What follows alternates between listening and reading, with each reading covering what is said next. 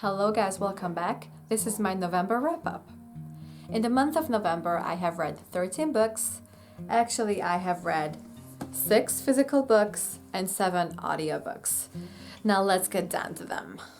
The first book I've read, actually I've listened to it, it was an audiobook, and it was The Birds by Daphne du Maurier, or du Maurier, I'm not exactly sure how to say it. And it was a good book. It was an interesting theme, like birds gone wild. I guess you could say that's what they were. And this happened to be a premise that worked so much better on movie. Like the Alfred Hitchcock movie that is really, really famous was based on this book. And this was short, sweet, a tiny bit unfinished, and so much better in the movie. But it's a really short audiobook, so it's worth listening to it if you have the time. But it just did not rock my world. So this was the first one of the month. And the next one I have actually listened to twice, and that was I Can Do It, How to Use Affirmations by Louise L. Hay. And this is a self-help book. Self-help.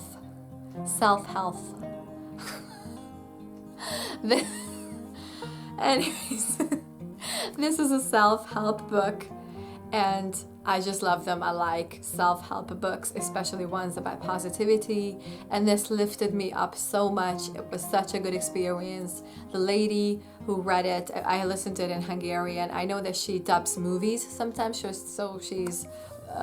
gives her voice to actors a lot, and her voice is just so calming, so soothing, and then the whole thing was just lifting up my soul. I really, really loved it, hence I listened to that twice. Okay, then I finished my first physical book of the month, and that was an experience.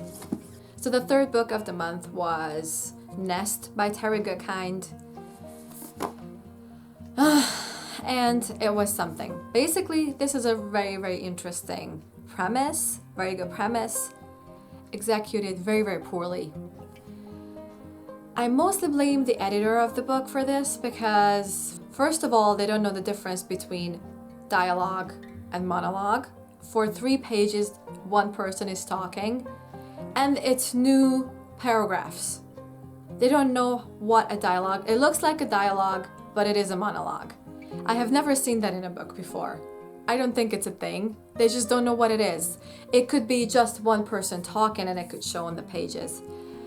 I really hated the pacing of the chapters. They don't know how to pace a chapter. They don't know that a chapter is for a specific theme that you talk about and then you close it and you start a new chapter. Hence the name. They were talking in the kitchen about one thing. The chapter ends. They're still there talking about the same thing. Chapter continues for 3 or 4 more chapters. It was really, really annoying.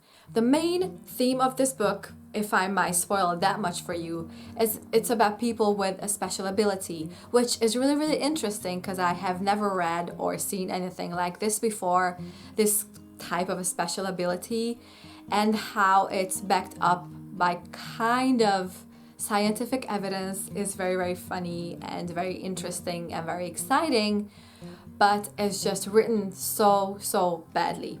Though I have to say one thing that I really liked about this book, how mostly towards the end of it, the fight scenes or the critical scenes were not dragged out for too long, and I just loved it because I hate it as a reader when the suspense is built and built and built and you're not getting anything for 10 or 100 more pages. This was just to the point, which I loved, but it could have been just so much better, and it was also wordy. You could feel the author working for a specific number of word count. You could just tell. It could have been edited to a much thinner book and a much better and fast-paced book. And sometimes, weirdly enough, it did not sound proper English to me. Like there were some phrases that were put a little bit strangely. I don't know. I mean, it could have been such a great book. And actually, I gave it 3 stars because I liked it. It was a good thing to read. You wanted to know what happens, but it was a drag to get through all of the descriptions of things that had happened or would happen or scientific facts. Anyway, 3 stars because it's a really good premise. But anyways, just written kind of badly, unfortunately, is all I can say. Then I had listened to another audiobook, and that was Flowers for Algernon by Danielle Keyes. And it was something that is a really, really sad book. It's a beautiful book. It is written so beautifully. It's masterfully crafted. The whole language that the main character uses, because he has a mental disability that he wants to conquer, and he wants to be better, he wants to be smarter, and thinks that everything would be better had he been smarter. And the language that he uses throughout always mirrors where he is at in his life. I don't want to spoil it, that's why I'm talking like this. It was beautifully done. It's really a masterpiece, but very, very sad. Very, very sad to see how people with mental disabilities have to deal with other people in life. And the cruelty, and I really don't want to spoil it, but it's just difficult to go through. It's beautiful, but it's really, really difficult to go through because it's sad and depressing, but teaches you a lot about life and people. So I would highly recommend it if you have the mind to go through this. Then, just to lift myself up a little bit, I read my second Ruth Ware book, and that is The Woman in Cabin 10. I love this book so much. This was, I think, a 4-star, almost 5-star read, honestly. I just love this so much. I even preferred it to In a Dark, Dark Wood, even though I loved that one. That was great. But this is even better. This was exciting, it was interesting. It took place on a boat, on a luxury yacht, actually, which was really interesting. The first couple of pages were a tiny bit depressing, but then she got on the boat and things got instantly interesting. The whole thing was so interesting. I love this so much. I'm totally in love with Ruth Ware right now, so I have, I think, 2 more of her books, but I want to get everything that she has ever written. It's so exciting, but this is a perfect book. I'm even giving this to Mom to read because she loves thrillers, and I think she will enjoy this. So absolutely loved The Woman in Cabin 10. Then I had listened to Two for the Dough by Janet Ivanovich, and I am in love with Stephanie Plum. A dog is sighing because I'm not in love with her right now. I love you. Mati, she wants me to cuddle her. Anyways, I love Stephanie Plum. This was a little bit dark, but having said that, so was the first one. The first one had abuse towards women. The second had cruelty towards an elderly person, which was kind of shocking. I was really, really shocked to hear that happening. And it was eventful, it was funny. I love the lady who reads it because I had listened to this as an audiobook. I love the lady's voice. I love how she talks. I love her dialect, I think. I love the Jersey in it. It's just so much fun. I love Stephanie Plum. I actually went to listen to all of them, everything. So, yeah. After Stephanie Plum, it was time to get back to another girl that I totally adore, and that is Agatha Raisin. This is, I think, the 22nd book in the series. This is As the Pig Turns. So I made a reading vlog around this book. Please check it out. I would link it below for you. But as I said in that one, I love the fact that there is not one dull page in Agatha Raisin either. Like, there is not one page that is not interesting. There are so many things happening. There are so many characters in a good way. You can actually follow them because it's a series, so you've known these people for a while. And then not just the one plot is happening, like the one investigation, but then so many subplots, and the characters have things going on in their lives, and their lives just progress, which is so lovely. And it's really, really interesting, well written, incredibly well written. And Agatha is such a character. I love her so much. Highly recommend. 5 stars, actually. 5-star read. Agatha Raisin, As the Pig Turns. 5-star read. Well, actually all of them. Agatha Raisin. Then this thing. This is also in my reading vlog. Please find it below. I wanted to finish this because this has been on my currently reading list for 6 months or something like that. And it was a struggle. This is also a self-help book. but it's extremely difficult to get any kind of help out of this. I mean, it took about 100 pages to get at least one advice, yet it's crammed full of examples of people you should follow. And I don't care. I don't care. Please tell me what to do. I know that people are so great and I am so glad about that, but it doesn't really tell me what to do, how to be better. Unlike the Louis L. Hay, who actually tells you the affirmations you should use every day, this doesn't really do that. It's difficult. It's really slow to get through. Just not my thing. I will unhaul this because it's just not for me. Unfortunately, I am sorry, but no, I am getting rid of it.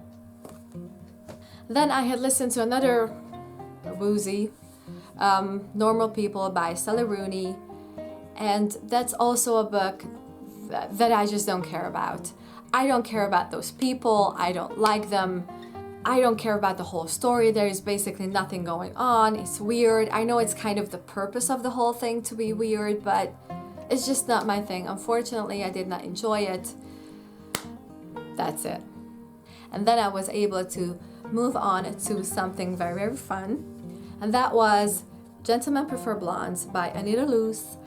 And it was so perfect. I mean, I love the movie. It's a little bit different from the movie, but still so much fun. Lorelei Lee is such a character.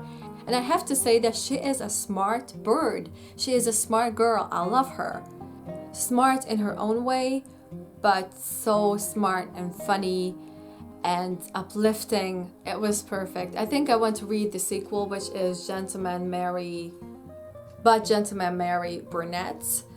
It's gonna be lovely. I think she's married in that one, or at least about to be married or something, but I just cannot wait. So Gentlemen Prefer Blondes, perfect, uplifting yet classic read. So there you go. Then I have read I Am Thinking of Ending Things by Ian Reid because it was hyped up so much on BookTube, or at least my favorite booktubers were all really crazy about this, like how different it is and how crazy of a story and how weird and special it is. And honestly, it was good. It was fast-paced and I got through it fast, but I kind of felt like I've read something like this before. I cannot really remember exactly what that was, but it just felt a little bit familiar, especially like the weird twist in the end. It was a familiar kind of a thing to happen in a story. I don't know what I'm remembering, but that's how I felt like, so it wasn't that shocking to me. And also a little bit of a beef that I had with this, that it was a bit too philosophical, like two people sitting in a car and talking about life and how memories are not even real, and science, and it was a little bit, okay, just please can we get on with this? That's how I felt, but I got through it kind of fast, so that's always good, and it was interesting. I really wanted to know what happens, when they get there and then when they come back, and you just wanted to know what happens, but it's not that huge of a deal for me, unfortunately, but I got through it, so yay. And then the last book to really lift my spirits this month, it was an audiobook that I had listened to, and it was P.G. Wodehouse, Code of the Woosters. And Bertie was amazing, Jeeves was amazing. It was so funny that I found myself laughing out loud while listening to it, so that was always fun. These are just perfectly funny. A little bit stupid, but good way stupid and funnily stupid books, so I would highly recommend them if you want to lift up your spirits and have fun. So, you guys, this was my reading month of November. Okay, so this is it. I hope you like this. Then please subscribe to my channel. And until the next time, you guys, read something. Bye-bye.